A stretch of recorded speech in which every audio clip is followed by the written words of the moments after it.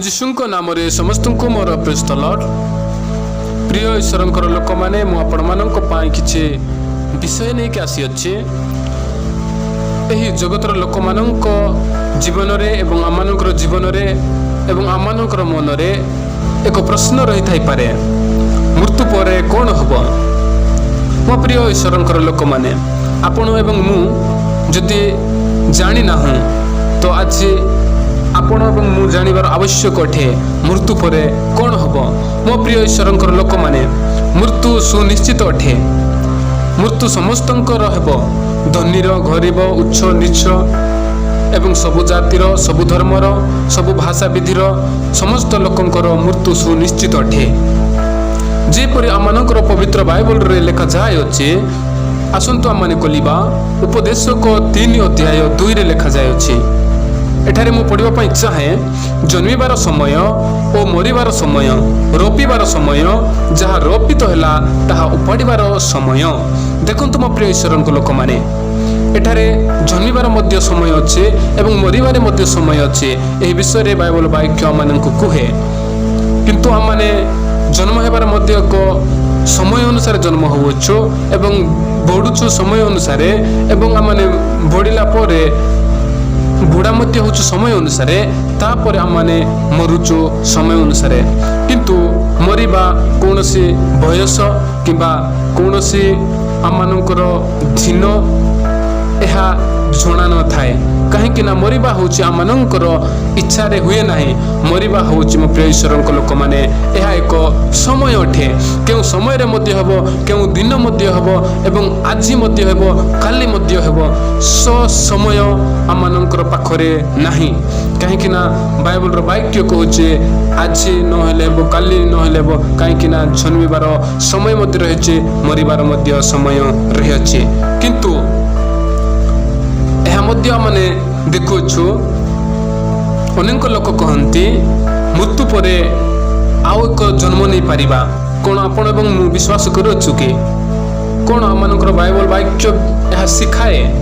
ନାହିଁ ମୋ ପ୍ରିୟ ଈଶ୍ୱରଙ୍କ ଲୋକମାନେ, ଆମମାନେ ଏକ ଦିନ ଜନ୍ମ ହେବା ଆଉ ଏକ ଦିନ ମରିବା, କିନ୍ତୁ ଆମମାନେ ବାରମ୍ବାର ଜନ୍ମ ହେବା ମରିବା, ଜନ୍ମ ହେବା ମରିବା କାହାର ମଧ୍ୟ ହୋଇନଥାଏ। ମଣିଷ ଜୀବନରେ ପୁନର୍ଜନ୍ମ ନାହିଁ ବାଇବଲ ଅନୁସାରେ। ମୋ ପ୍ରିୟ ଈଶ୍ୱରଙ୍କ ଲୋକମାନେ, ମୁଁ କହିବା ପାଇଁ ଚାହେଁ, ଆମମାନେ ଆମମାନଙ୍କର ହିନ୍ଦୁ ଧର୍ମକୁ ଦେଖୁଛୁ। ହିନ୍ଦୁ ଧର୍ମରେ 7 ଜନ୍ମ ପର୍ଯ୍ୟନ୍ତ ଜନ୍ମ ହେବ। ଆଜି ଆମମାନେ ମଣିଷ ହେଇ ଜନ୍ମ ହୋଇଅଛୁ, କାଲି ଆମମାନେ ପଶୁ ହେଇ ଜନ୍ମ ହେବା ପାଇଁ ପଡ଼ିବ ଏବଂ ସେ ପଶୁ ହେଇ ଜନ୍ମ ହୋଇକି ଆମମାନେ ଆମମାନଙ୍କର କର୍ମ ଅନୁସାରେ ଯଦି ଭଲ କର୍ମ କରିଅଛୁ, ତାହେଲେ ଆମମାନେ ଆଉ ଏକ ଦିନ ପକ୍ଷୀ ହେଇ ଜନ୍ମ ହେବା। ଆଉ ସେହି ପକ୍ଷୀ ହେଇ ଜନ୍ମ ହେଲା ପରେ ଆଉ କିଛି ଭଲ କାମ କରିଲୁ, ତାପରେ ଆମମାନେ କିଛି ମୂଷା ହେଇ ଜନ୍ମ ହେବା ଏବଂ ତାପରେ ଆମମାନେ କିଛି ଘଟ ହେଇ ଜନ୍ମ ହେବା। ଯେ ପ୍ରକାର କର୍ମ କରିବା ସେ ପ୍ରକାର ଫଳ ପାଇବା ଏବଂ ସେ ପ୍ରକାର ମୋକ୍ଷ ପ୍ରାପ୍ତ କରି ଆମମାନେ ପୁନର୍ଜନ୍ମ ହେଉଥିବା। ଆମମାନେ 7 ଜନ୍ମ ପର୍ଯ୍ୟନ୍ତ ଆମମାନଙ୍କୁ ଜନ୍ମ ହେବାର କିଛି ଚାନ୍ସ ମିଳିବ, ଏହା ବିଶ୍ୱାସ କରିଥାନ୍ତି ଆମମାନଙ୍କର ହିନ୍ଦୁ ଧର୍ମର ଲୋକ। କିନ୍ତୁ ମୁଁ କହିବା ପାଇଁ ଚାହେଁ, ଏହା ହେଉଛି ଆମମାନଙ୍କର ବାଇବଲରେ ଲେଖାଯାଏ ନାହିଁ, କାହିଁକି ନା ବାଇବଲର ବାକ୍ୟ କୁହେ ଗୋଟିଏ ଦିନ ମରିବା ଏବଂ ଗୋଟିଏ ଦିନ ଆମମାନେ ଜନ୍ମ ହେବା। ମୋ ପ୍ରିୟ ଈଶ୍ୱରଙ୍କର ଲୋକମାନେ, ଆସନ୍ତୁ ମୋ ସହିତ କଲନ୍ତୁ ଆଉ ଏକ ବାକ୍ୟ ପଢ଼ିବା। ଆଦି ପୁସ୍ତକ 3:19 ଲେଖାଯାଇଅଛି, ତୁମେ ଯେଉଁ ମୃତ୍ତିକାରୁ ଗୃହୀତ ହେଲ, ତହିଁରେ ନ ମିଶିବା ପର୍ଯ୍ୟନ୍ତ ମୁଖର ଜାଳରେ ଆହାର କରିବ, ଯେହେତୁ ତୁମେ ଧୂଳି ଓ ଧୂଳିରେ ପୁନର୍ବାର ମିଶିଯିବ। ଏଠାରେ ପରମେଶ୍ୱର ଆଦମଙ୍କୁ କହୁଛନ୍ତି, ତୁମେ ଧୂଳି ଓ ଧୂଳିରେ ପୁନର୍ବାର ମିଶିଯିବ। ମୋ ପ୍ରିୟ ଈଶ୍ୱରଙ୍କର ଲୋକମାନେ, ଏହାର ଅର୍ଥ କି ତୁମେ ଧୂଳିରେ ନିର୍ମିତ ଅଟ, ଧୂଳିରେ ହିଁ ପୁନର୍ବାର ମିଶିବ କିମ୍ବା ମରିଯିବ କିମ୍ବା ମୃତ୍ୟୁ ହେବ।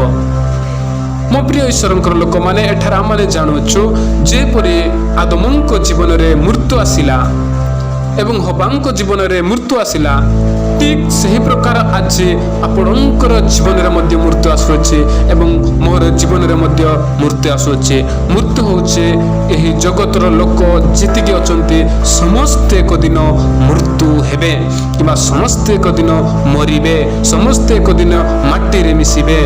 आउ एक वाक्य मुझे पढ़ाई चाहे आसतु आम खोलिबा रोमियो पुस्तक 14 अध्याय एवं 7 लिखा जाए अच्छे। कारण आमानंक मध्यरु केही आपण उद्देश्य रे बंचे नाही एवं आपण उद्देश्य रे मरे नाही। जेणु जदि आमे माने बंचु तेबे प्रभुंक उद्देश्य रे बंचु, किंबा जदि मरु तेबे प्रभुंक उद्देश्य रे मरु। अतएव जदि आमे माने बंचु किंबा मरु आमे माने प्रभुंकर अठु। हालेलुया।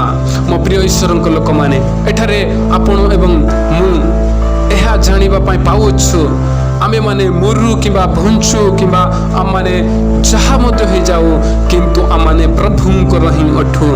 आम माने कहार नुहे। मो प्रिय ईश्वरंक लोक माने शरीर होचे माटी एवं आम मानकर शरीर माटी रे मिसी जीव, किंतु आम मानकर जीवन एवं आत्मा परमेश्वरंकर आत्मा होचे प्रभुंकटारे चली जीव। जेपरि कि आम माने देखुछु मो प्रिय ईश्वरंक लोक माने आम माने बंचिले मध्य आम माने प्रभुंक पई बंचिबा एवं मरिले मध्य आम माने प्रभुंक पई मरिबा। आपण मानकर जीवन रे एक प्रश्न रही थाई पारे, मृत्यु परे आत्मा कोठी जीव, मृत्यु परे आत्मा केउटी जाए। कौन आपण मानकर जीवन रे एवं आपण मानक मन रे यह प्रश्न अछि कि मु आपण मानक पचारबा पाई चाहे, किंतु आपण माने जानि नहांती तो मो सहित कलंतु उपदेशक 12 अध्याय 7 रे लिखा जाय अछि। एठारे मु पढिबा पई चाहे, पुणी धूली पूर्व परि मूर्तिकारे लीन हबो, आउ आत्मा दाता परमेश्वरंक निकटकू फेरी जीव। एही वाक्य द्वारा यह जानुछु मो प्रिय ईश्वरंक लोक माने शरीर मूर्तिकारे मिसी जीव। यार अर्थ आमानंकर शरीर धूली रे मिसी जीव, किंतु जो आत्मा दाता परमेश्वरंक निकटकू फेरी जीव। जो आत्मा दाता बोल कहले आत्मा होचे परमेश्वर देई अछंती, से आत्मा परमेश्वरंक पाखकू चली जीव। आमेन। हालेलुया। मो प्रिय ईश्वरंक लोक माने देखंतु आत्मा होचे ताहांकर। आ बाइबल रो वाक्य एहा मध्य कहे कि तुमे ए प्रकार लोकन को भय कर जे कि शरीर को एवं आत्मा को नष्ट करि पारिबो, ताहाकू भय कर। मो प्रिय ईश्वरंक लोक माने आज आ माने जे कि शरीर को मध्य नष्ट करि पारे किंबा आत्मा को मध्य नष्ट करि पारे, एही जगतर लोक केही नाहंती। जगतर लोक शरीर को नष्ट करि पारंती, किंतु आत्मा को नष्ट करि पारंती नाही। के आत्मा को नष्ट करि पारे? प्रभु जीशु ख्रीष्ट। जदि आमाने से प्रभु जीशु ख्रीष्टंक पाखरे विश्वास करिबा ताहेले आमानकर आत्मा बंचाई पारिबा। आमेन। हालेलुया। देखंतु मो प्रिय ईश्वरंक लोक माने आपण माने आत्मा को बंचाइबा लोक होंतु। आपण माने शरीर को आज बंचाइबे, काली जेमिति हेले मध्य मरिबा पई पड़िबो। एति पई पवित्र बाइबल रो वाक्य कहे आत्मा एवं शरीर को जे के नष्ट करि पारे ताहाकू भय कर। आम माने शरीर एवं आत्मा उभय को जे कि नष्ट करि पारे ताहांको माने भय करिबा। एवं मृत्यु लोक समस्ते उठिबे बोली करे आमानकर बाइबल रो वाक्य कहे। कोन आपण एवं मु एहा विश्वास करूछु कि कोन शेष रे आपण एवं मु उठिबा कि कोन आमाने प्रभु जीशु को मध्य देखुछु। मो प्रिय ईश्वरंकर लोक माने प्रभु जीशु आमानकर पाप पाए से कोन हेले दुख भोगिले एवं क्रूसार्पित हेले एवं आमानकर पाप सखासु से मृत्युवरण कले एवं 3 दिन परे से जीवित होई स्वर्गारोहण हेले किंबा स्वर्ग रे चली गले।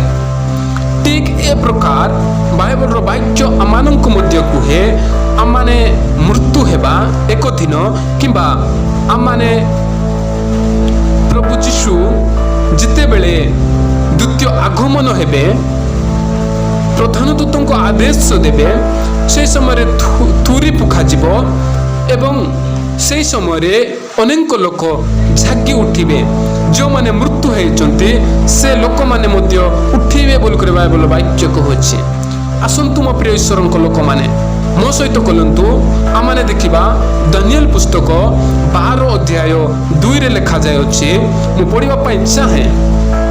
ପୁଣି ପୃଥିବୀର ଧୂଳିରେ ଯେଉଁମାନେ ଶୟନ କରିଅଛନ୍ତି ସେମାନଙ୍କର ମଧ୍ୟରୁ ଅନେକ ଜାଗି ଉଠିବେ। କେତେକ ଅନନ୍ତ ଜୀବନ ଓ କେତେକ ଅନନ୍ତ ଅବଜ୍ଞା ଭୋଗ ପାଇଁ ଉଠିବେ। ଦେଖନ୍ତୁ ମୋ ପ୍ରିୟ ଈଶ୍ୱରଙ୍କ ଲୋକମାନେ, ଯେଉଁମାନେ ମୃତ୍ୟୁ ହେଇଅଛନ୍ତି, ଯେଉଁମାନେ ଶୋଇ ଅଛନ୍ତି, ଏହାର ଅର୍ଥ ଯେଉଁମାନେ କି ମରି ଅଛନ୍ତି, ସେମାନେ ଏକ ଦିନ ଉଠିବେ ଏବଂ ଏଥିପାଇଁ ଉଠିବେ କି ଅନନ୍ତ ଜୀବନ ପାଇଁ ଏବଂ ଲଜ୍ଜା ଅନନ୍ତ ଅବଜ୍ଞା ଭୋଗ ପାଇଁ ଉଠିବେ। ଏହାର ଅର୍ଥ ବିଚାର ପାଇଁ। ବିଚାର ହେଲା ପରେ ଦୁଇ ରାସ୍ତା ଅଛି, ଗୋଟେ ହେଉଛି ନର୍କ ଏବଂ ଗୋଟେ ହେଉଛି ସ୍ୱର୍ଗ। ପ୍ରଭୁ ପରମେଶ୍ୱର ଯେଉଁ ବାଟ ଦେଖାଇବେ ସ୍ୱର୍ଗ କିମ୍ବା ନର୍କ, ସେହି ବାଟରେ ଆମମାନେ ଯିବା।